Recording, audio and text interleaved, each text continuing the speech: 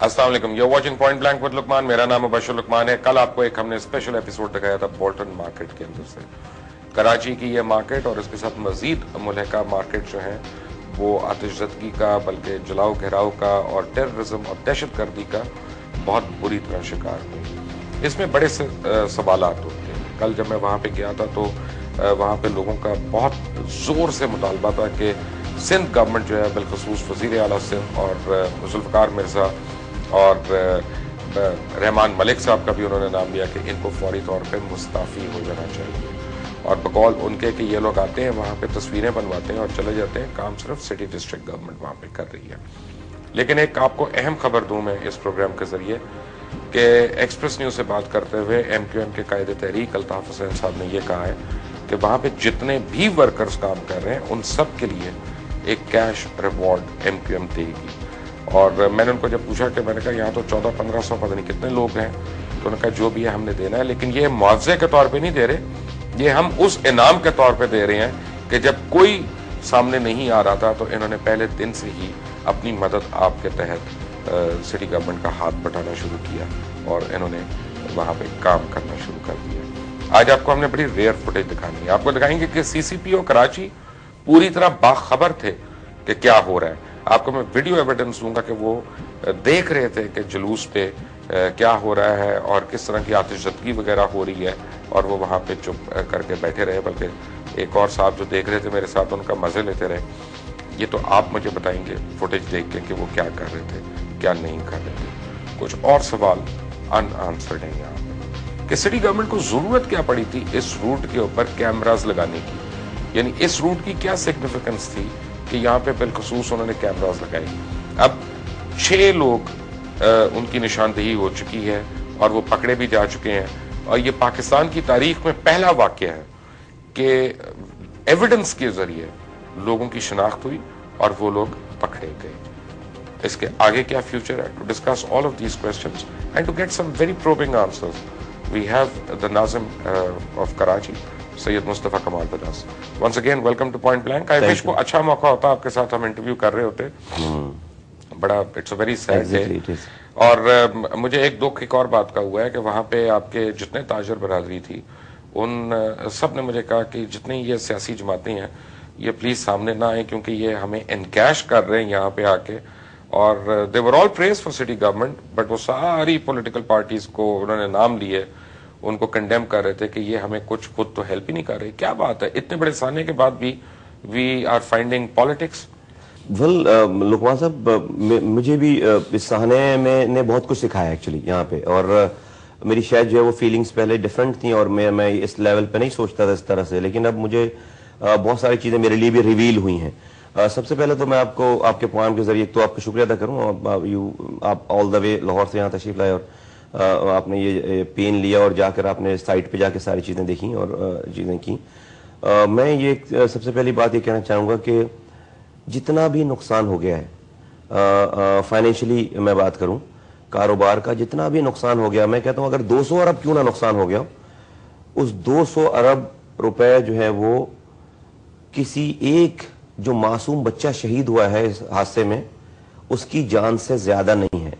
किसी एक भी जान से जो जान गई है उससे ये सारे अमाउंट जो है वो कम है। किसी एक मासूम जो बच्चा शहीद हुआ है, स्काउट का कोई बच्चा शहीद हुआ है, 4 बच्चे शहीद हुए या कोई आजादार शहीद हुआ है, तो उससे ये अमाउंट जो है वो कम है।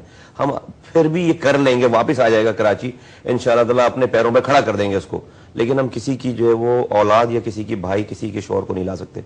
तो एक तो उसका बहुत ज्यादा दुख है, अफसोस है। बात आपने की यहाँ पर पॉलिटिक्स की और जो लोग आए, मुझे ऐसा लगता है कि बहुत सारी जो है वो रहनुमा और पार्टियां शायद इस मुल्क में जो है वो सिर्फ लाशों का इंतजार करती हैं, और वो मैं अगर उनको सियासी गिद्ध कहूं तो ये जो है वो मुझे कोई हेजिटेशन नहीं है कहने में कि किसी सानहे को भी जो है वो हम अपनी सियासत की नजर चढ़ा सकते हैं, कर सकते हैं।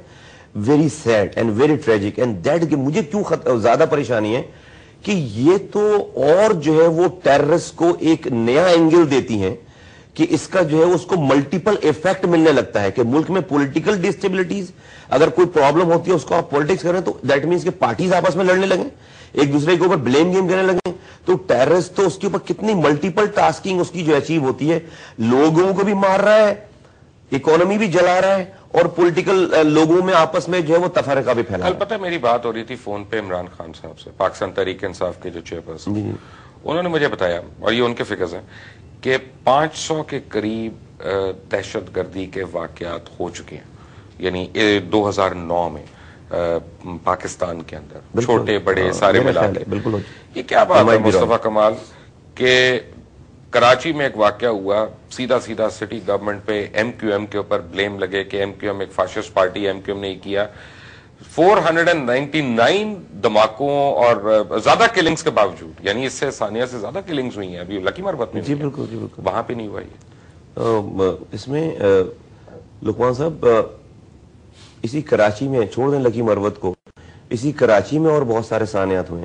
ابھی ہمارے دوست، ہمارے جو میں نے پولیٹیکل لوگوں کو سنتے ہوئے کہ 12 مئی جماعت اسلامی خاص طور پہ کہ ان کو کہ 12 مئی کے اگر کا ڈیسیجن ہو جاتا، لوگ پکڑے جاتے تو یہ سانحہ نہیں ہوتا. پتہ نہیں وہ کیا کہنا چاہ رہے ہیں اس بات کے ارد تک.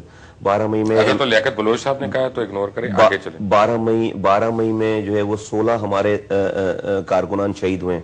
پھول نہیں پھینکے گئے تھے ان کے اوپر، بھی گولیاں چلی ہیں، اور دوسرے بھی کارکنان دوسری پارٹیز کے بھی شہید ہوئے ہیں. There was a fight between the workers, could have been fight between the workers of couple of parties. 5-6 parties جو ہیں وہ روڈ پر تھیں اور وہ آپس میں جو ہے وہ سارا یہ سانحہ ہوا.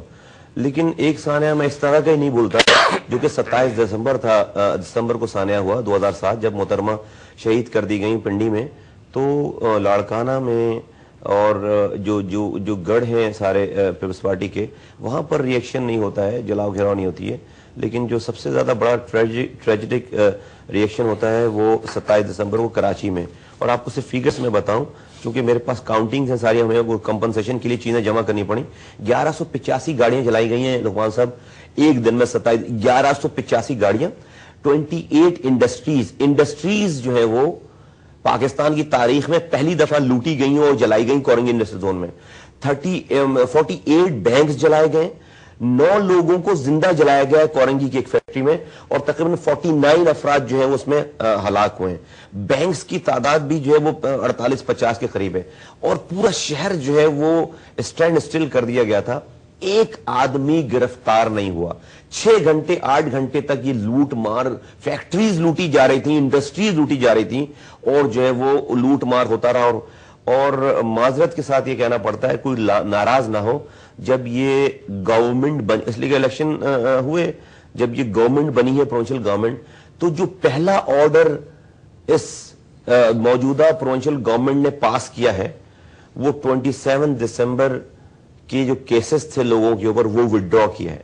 پہلا جو آرڈر ہے، ریکارڈ پہ جو اخبار میں بڑی بڑی لیڈز لگی تھیں کہ اتنی بڑی تباہی، پاکستان کی تاریخ کی سب سے بڑی تباہی پھیلانے والوں کے اوپر کیسز، یعنی کہ اس میں سے ایسے لوگ بھی پکڑے گئے تھے جن کے گھروں سے جو ہے وہ لوٹا ہوا مال نکلا تھا، سامان نکلا تھا، اور انہوں نے آ کر جو ہے وہ کنفیس کیا تھا.